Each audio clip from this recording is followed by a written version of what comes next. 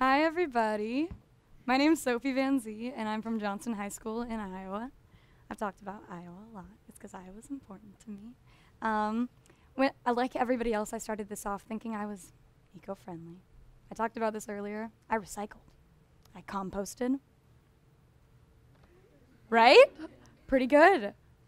I thought that I was an eco-hero, with my hemp-woven cape flying out behind me, with my flower crown perched on my hair, with my green thumb, my strongest weapon, crushing wastefulness and consumerism. But through Project Green Challenge, I learned that I wasn't really much of an eco-hero. My hemp-woven cape, it wasn't even made of hemp, because hemp is illegal. My flower crown, I bought it at H&M. And my green thumb, it was paint. I wasn't a real eco-hero. At the beginning of Project Green Challenge, on day 2, I wrote about what I wanted to change in the world about myself and other things. It's kind of a poem, it's kind of a rap. I'd like to shout out to Mr. Eco, if he's not here, but okay, all right. Here goes. The hypocrisy of my words and actions brings me no real satisfaction. I'm disappointed by how I act, benefiting me and ignoring the facts. When others don't recycle, I fume, then spend all day cooped up in my room with all the lights on, with no concern for all the fossil fuels that I burn. I act like I'm all high and mighty, but the truth is my actions give me anxiety. My trash piles are high, my showers are long, but I'm trying, and all one can do is try. And I was trying, but it wasn't enough. I started out Project Green with my team. There's Joseph Haggerty, there's me, and then there's Libbie Smith and Angela Cai, and I love them all so much, and they're the reason that we're here today. They're with me. We started this because we felt helpless. In our community, Johnston didn't really care much about the environment. We did not recycle for the first month of school because of lack of organization. And we also used countless styrofoam cups and plates. And so our first goal was to get the word out. We communicated via social media and just with conversation. And this invoked like a lot of conversations. I thought people didn't care. People cared, it's just they weren't educated. Angela also wrote a story in the school newspaper about our building and how it was going green and how it wasn't going green. There were also some setbacks. Like everybody else, people thought we were weird. Libbie was addressed during this challenge. When she was carrying her trash around, somebody came up to her and said, "You smell like old yogurt." It's because she was carrying around old yogurt, obviously. And I was self-conscious because I had to shove my hand in dirty garbage bins to pull out recyclable water bottles. But one of the most amazing things were the changes that we made.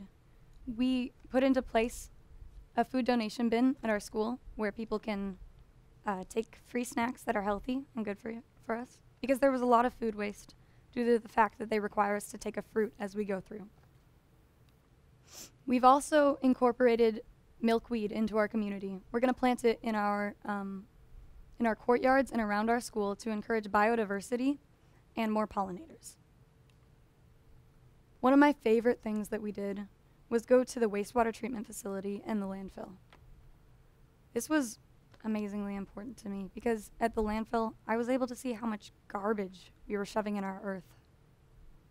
It was disgusting. And at the wastewater treatment facility, I was able to see how much garbage was coming out of us. Disgusting. But I was also able to see how we could change these things.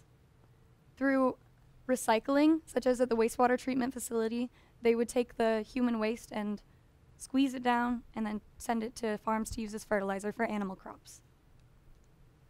One of my favorite things of all was to work on our Johnston pond. The middle pond is actually a very good eco-friendly pond that's mesotrophic, and ours is not. We don't have a lot of organisms. And we're working really hard by learning about the nitrogen cycle, the phosphorus cycle, and the pH levels, to work really hard to change all of this stuff.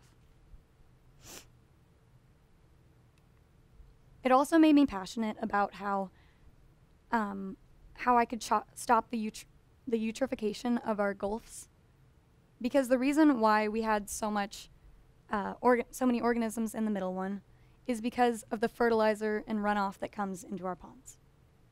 And it's horrifying. I want to work really hard to decrease the amount of fertilizers in our community. All right, so I started out this presentation pessimistically. I said that I wasn't an eco-hero, said that I wasn't environmentally friendly. It's because I wasn't. And maybe I'm still not an eco-hero. From this entire week, I've talked to so many cool people and learned how much more that I can change. Maybe I am an off-brand, knockoff eco-hero. But hey, we're getting there. And that's astounding to me. And my friends, they're knockoff, off-brand eco-heroes. I'm proud of them. We're all changing our ways. We're becoming stronger. Also, just the amount of connections that we've made through this is crazy.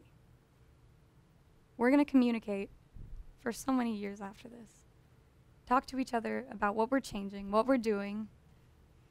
And personally, I'm hoping to, as I've stated earlier, stop the fertilizers and the big ag and all of these things.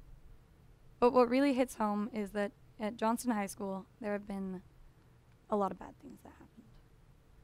The past few years, there's been multiple suicides. Last year, it was a kid in my grade. And this year, another kid in 8th grade got hit by a car on his bike. And so I know that it's not completely related to the environment, but it is something that's important to me.